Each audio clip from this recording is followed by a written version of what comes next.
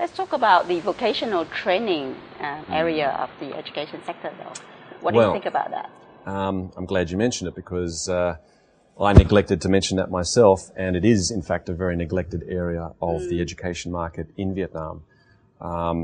There's very little foreign investment in this sector and insufficient domestic investment. What we're talking about here, of course, is providing non-university degree training for people in nursing, for instance, or the trades. But what seems to happen a lot of the time in Vietnam is that a lot of this training occurs literally on the job. It's not a formal apprenticeship sort of arrangement. But yes, Vietnam desperately needs more investment, domestic or foreign, in the vocational training sector. Because I think only about 40% of the training, domestic training, is actually meeting the demand of the economic growth at the moment. Have you actually seen any of your clients or any investors having interest in this area? None of my clients, but I have heard of some investment in this sector. I've heard of TAFE from Australia, for instance. I think they've got a project down in Vung Tau. I'm sure there's other investment. I think it remains fairly small, though. Nothing very substantial. So if we are talking about opportunities for foreign investment into education sector, the key areas that you would mention would be primary, secondary. Well, primary and secondary is, of course, becoming a more crowded market, particularly in Ho Chi Minh City. Hanoi is a little bit different. In Hanoi, there's really only one large international school, and that's the United Nations International School. Curiously, it's one of only two schools owned by the UN. The other one's in New York. But it's a massive school and a massive investment in Hanoi, so it's a little bit difficult, or it has been difficult for competitors to establish in that market. But they're coming.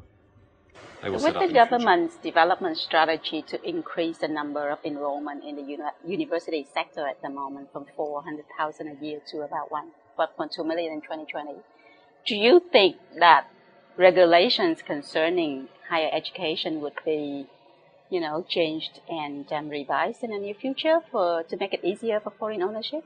Well, I know the authorities have been trying for some time. I think sometimes they don't appreciate the impact of some of the changes in law that they're introducing. I'm sure that sometimes they're well-intentioned and they are trying to encourage and facilitate foreign investment into the education sector. But when you require a 5-step approval process for a foreign invested university, it's not surprising that you've only really got one foreign-owned university in Vietnam. There's a very strong message there that I think the authorities need to take heed of. Let's talk about overseas students, though, because Vietnam is pretty much a very big market for overseas students. Yes. How many students do we have overseas at the moment? Well, the numbers are variable. Again, it's hard to get reliable data, but I hear anywhere from 30,000 to 70,000 Vietnamese students per year studying overseas. Mainly in... Well, the most popular markets are Australia, the United States and the United Kingdom. I think Australia is number one at the moment, although if the Australian dollar remains at its current highs, we'll see what effect that has. So overseas students are mainly in higher education, would you say?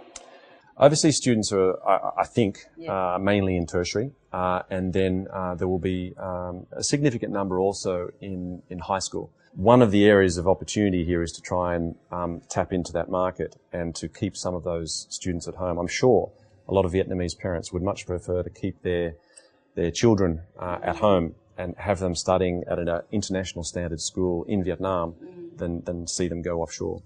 So are you saying that probably the number of overseas students will drop when we see the increase of in-country provision of education in Vietnam? I would expect the proportion, I don't know about the absolute number, but the proportion of students will decline. I'm not sure what that proportion is at the moment.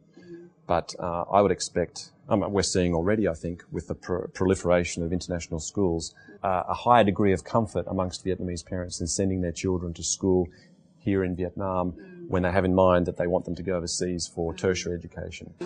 So apart from challenges that you've talked about in terms of licensing and regulations, as an operator of a school in Vietnam, have you actually encountered any challenges dealing with the Vietnamese students here?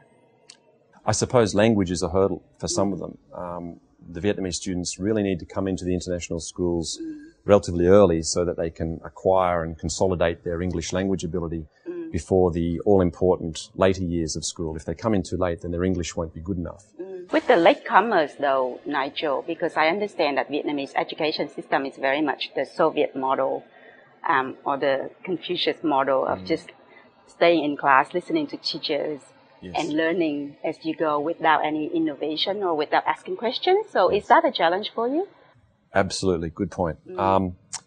We may call this passive learning. So in the Vietnamese, Vietnamese system, the teachers often stand in front of the class, and the children are supposed to absorb all this knowledge and information that the teachers impart to them.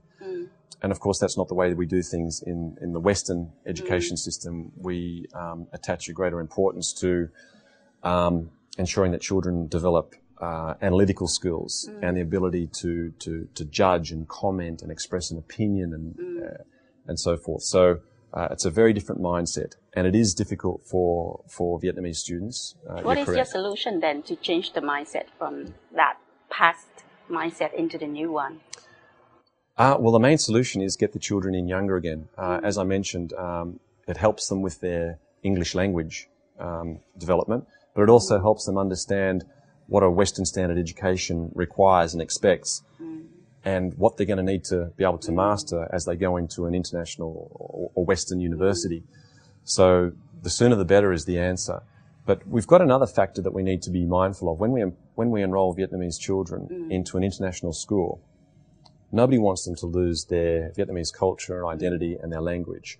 And very sensibly, the government here requires those international schools which are permitted to enroll Vietnamese students to teach them subjects from the Vietnamese national curriculum. So we teach history and geography, language and culture throughout the curriculum for all Vietnamese students who study at the school. Let me ask you a question on parents' expectation. Because parents' expectation from a Western perspective and Vietnamese perspective are very different. Would you say? Yes, they are, but I wouldn't just stop there. Parents' expectations can be very different from Dutch to German to Indian, etc. And so it's a big challenge at an international school to try and meet all these expectations. Isn't there a mindset in Vietnam, especially right now when there is an emerging middle class who has no time at home, having to work overtime just to make money, to just leave everything for the school to decide on their child's future? Yes, and this is not peculiar to Vietnam, of course. It's an unfortunate trend throughout the world. Parents these days don't have as much time as previous generations. So what do you do to engage the parents then? What do we do? Very frequent communications with parents, and many events where we draw the parents into the school.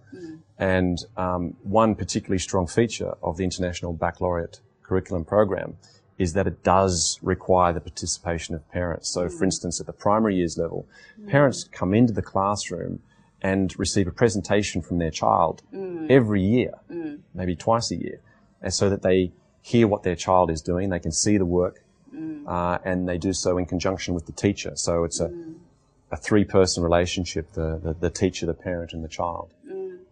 So you have seen participation from Vietnamese families? Absolutely, very actively and willingly. But it does take a while for them to understand the differences and why an international education is different. But they've come to consider an international education because they're worried about what's happening in the Vietnamese education system. Obviously, the authorities are devoting time, attention and money to reforming the Vietnamese education system, but it's a long process. It will take a generation. Let me ask you the last question, which is also the most important question. As a law practitioner and as an investor in education in Vietnam at the moment, what would be your key advice for the investing community out there having an interest in education sector in Vietnam? Well, before you get started, do your market research. But above all else, you have to be here. Too often as a lawyer practicing here, I see clients flying in and out and getting very frustrated at the lack of progress they seem to be making with the authorities and with the partners. But the reality is, to do a project here, you really need to spend a lot of time here, if not be based in country. So if it's a big enough, difficult enough project, then you need to invest the time and effort and commit to being here. So that's the number one piece of advice that I would provide. I'd also say you have to be very careful and selective about the partner you choose, because you're going to spend a lot of time with them, and you need to make sure they're the right fit. And just because they happen to have a nice piece of land to make available to your school or university doesn't make them the right partner for you. They may not have any interest whatsoever in the education sector. They're just in it for the money, and that probably is not going to work for you.